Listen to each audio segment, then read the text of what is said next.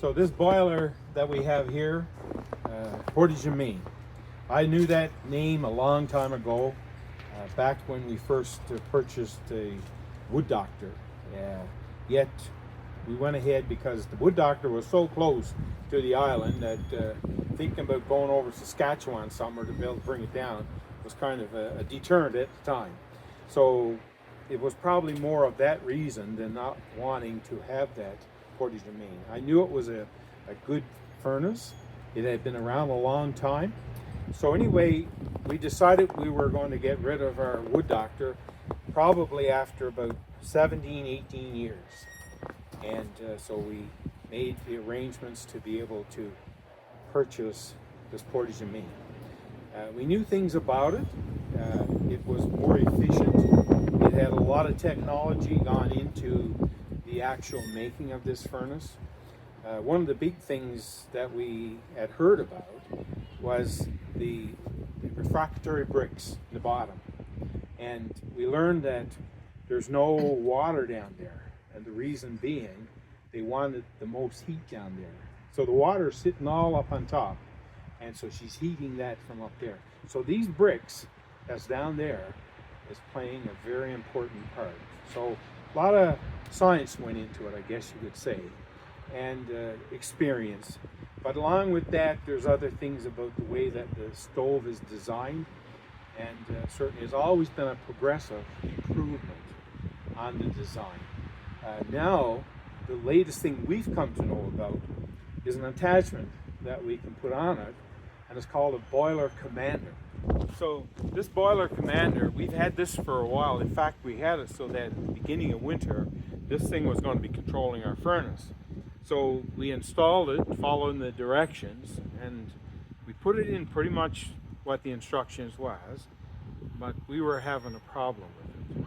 So we didn't want to do anything to fool up our boiler. So we kind of just put it into, you can switch it to, you're going to come off of the boiler commander to bypassing it. And so that way we kept safe, and we didn't want to do anything that could give us trouble. So we were going to be able to, down the road, probably toward the end of the winter, get some help on this. So we just let this thing sit in the background for now. But there a couple of weeks ago, we get a call and just wanted to know what the boiler commander was doing. And so we had to tell him, well, right now we got it bypassed. And so Brian wanted to know why. Why was it bypassed? And we told him there was something about the system that it just wasn't working for us. The blower motor, we weren't getting it to go. So we just safely left it alone, bypassed it. So he said, no, we're going to get this all up and running for you. So he put us in contact with a gentleman named Joe. Whether Joe is behind the boiler commander, whatever. But he well knew that system. So anyway, he wanted some pictures with the door open at the back of the furnace, make sure all of our connections were correct with the wiring. And so he had a series of pictures we sent to him. And the problem was us. And it was with a little device that we bought to try and save on having the expense of going and getting another plug-in bought out and put in the back here to be able to have the boiler commander powered up from electricity. So we do have a regular 2 plug-in outlet down at the bottom of our furnace, which we use for our two of our pumps. So we said, well, if I go up to a hardware store, I can buy a device whereby I could plug into one of them outlets that would give me one extra outlet. And in doing that, we looked for the most expensive. And it had a fair bit of electronics into that little device. Now, somewhere along the line, the boiler commander has got a variable frequency speed that controls the fan, VFD I think it's called. Well, it was conflicting with that device we plugged in. And that was the whole problem. When we took that off and plugged in the boiler commander into the outlet, without that, the machine was working. and it's been working ever since. So we learned from that one, because we could have had this working right back at the beginning, but we are the kind of people, rather than make waves or even cause ourselves some problems, let's leave it alone for the winter. So, and that makes sense. Well, I'm glad Joe was able to help you guys out. Right? Unreal. That's awesome. Oh, yeah. The other side of it, Brian Martin, he just, we didn't ask for this. We were going to leave it alone for the winter, but when he heard that we had a problem, we're going to fix it. And so his man was Joe. I don't know where Joe lives, but he's definitely not here where I'm to. But within, like I said, within a couple of hours from first contacting Brian to the actual fix, it was up and going. That's great. And that's that tells amazing. you a lot about the service you get. And certainly that followed right down through. Our purchasing it from here in Newfoundland to up in Saskatchewan, we went through the bank, get a certified check and all this kind of stuff. Nothing. There was no issues, no hiccups, nothing. That this all started to move, and he had his dealer in Nova Scotia, and from there, this furnace was pumped right on that concrete pad where it's doing now. So awesome. Everything about it. And we've had a number of calls from him since before this actual winter, and was all at a concern. What's happening? How's it going? Any issues? That was ongoing. So again, that says a lot. Not only is the product, but the ones that represents the product. That certainly makes this whole thing work. So we're happy campers. It's a big thing in the savings part of the wood burn, because when you can cut down on the amount of wood burn, if you're talking about a quarter, I've heard of even ones that have cut their wood in half. That is powerful. That's amazing. But we know from our own experience that this does work. This technology, the latest that they have, is really working to be able to cut back on the amount of wood that you're going to burn, but not cut back on the amount of heat that you want to enjoy. So with us here in this yard, we've got homes that are pretty close, totally connected to this. And with that commander, it hasn't changed nothing about in our homes. Our homes are still being heated adequately. We're not skimping, but we are saving on the wood burn. I always understood that in order to get more heat, you had to put more wood in it. But this has proven that theory wrong. And it's all because of technology, and they're employing it for us. And one thing we find is that we can control the heat in our houses with the other system we add. When you had the heat built up in your fire pot, it had to go somewhere. Whereas this here, you got only like a radiator in your car in our homes. So when there's no need for heat in the house, the fan don't cut in. Whereas the other system, when the fan's on the furnace, they had to cut in when the heat built up. So it was no control. And the other system we had, I'd go in the house, be running in downstairs be 110. And in the winter months, you go in, well, plastic coat hangers we couldn't keep. They're straight out. But now with this system, we got our temperature set, and that's where it stays all the time. So that's a big advantage there. Another interesting thing we've noticed too with this particular model, with the old Wood Doctor, bitter cold nights down here and strong winds, it was nothing to see the stack with flankers streaming out of the top of it, because it was just going straight up the chimney. But with this system that he's got there, it's controlling when that smoke is going to go up and what they extract from that smoke because of the way it's designed. It takes as much heat out of that what goes up the stack, there's no flankers going up there no more, because it's all being used for keeping the heat in that water that's in that furnace. That's another powerful thing, and that's a testimony that we could see on many cold, windy nights. Well, now when we look out, we have to look hard to see if there's any smoke even coming out of the chimney.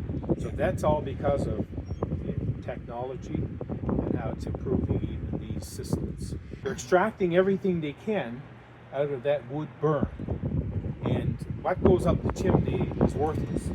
In fact, I haven't tried it, but it's been said that if you pull out the clean out on the back of the furnace by the stack, when she's burning, you can put your hand in. So it tells you there's a lot of heat took out of that wood, right? That smoke before it goes up. So it's all because of, like you use that word, combustion is a very important word in the working of this system. And we're kept happy as campers on a nice warm night. That's awesome. What an amazing story. Like, this plane's amazing. Like, So I always had an interest in flying. yeah. As a kid, I look up and watch it go out of sight. Yeah. And so I desired to get my license. Got down around the airport where there's a lot of flying going on. And so anyway, I talked to a guy down there, an older gentleman, and he was flying a 172. So he said, you got any interest in this? And I said, well, I'm thinking about going to get my license because the school was right on the premises there. Okay. So anyway, he said, would you like to go up for a flight? And I said, that's what I'm here for. So the guy took me up, done a circuit, came down, first time off the ground in the plane, and yet I had a desire to fly it. So anyway, from that point forward, I progressed with my license, and then I started in building this plane that you see right here in the picture. And it took over a period of time because I manufactured all my parts. Very little did I buy as a finished part. I was buying up sheet aluminum, aircraft aluminum, in rolls coming up from down in California. And anyway, I had molds that I made from wood to shape it with.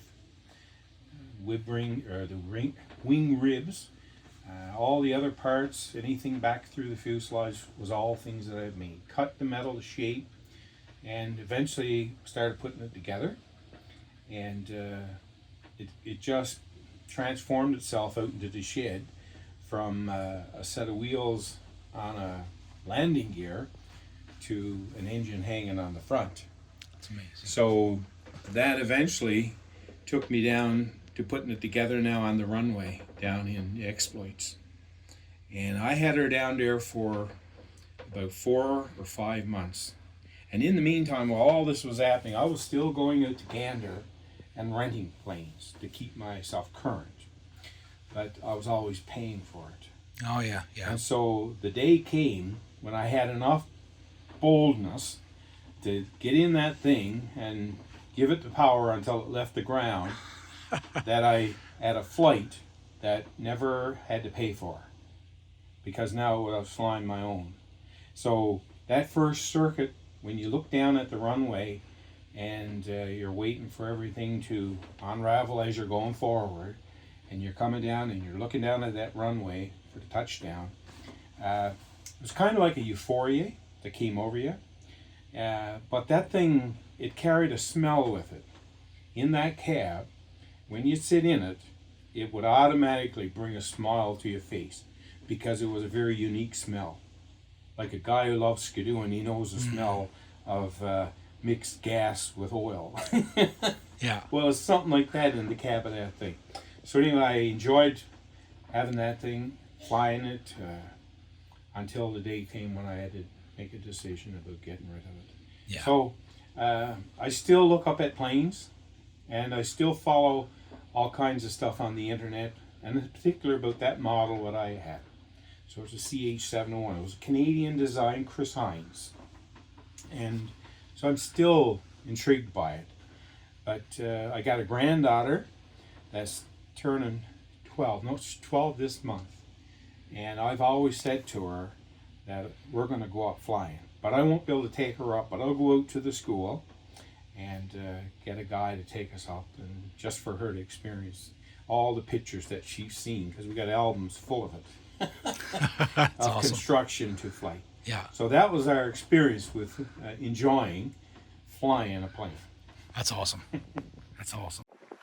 Another one of the features when we were looking to purchase one of these yard furnaces was that we were going to be using wood that was pretty much off the stump. So we weren't seasoning our wood before, and it just took away another element of having to handle it. The ones up in Portage Main, they helped to see that this furnace with that BL brick lining, that it would handle wet wood. And so we never changed nothing about our approach from the older furnace to this one. It has no problem in handling it. It'll burn the wood. Just making sure that you keep a good coal bed on the bottom. That's the only thing. As long as you have a good coal bed, you can put your wood in there as green as you want it, and it just does its thing.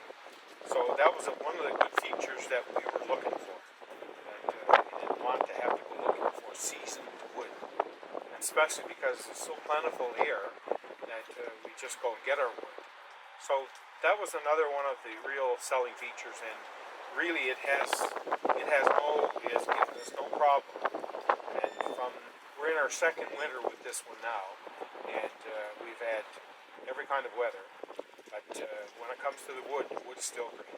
And whether it's bitter cold or it's above freezing, it still works just as well in our eyes.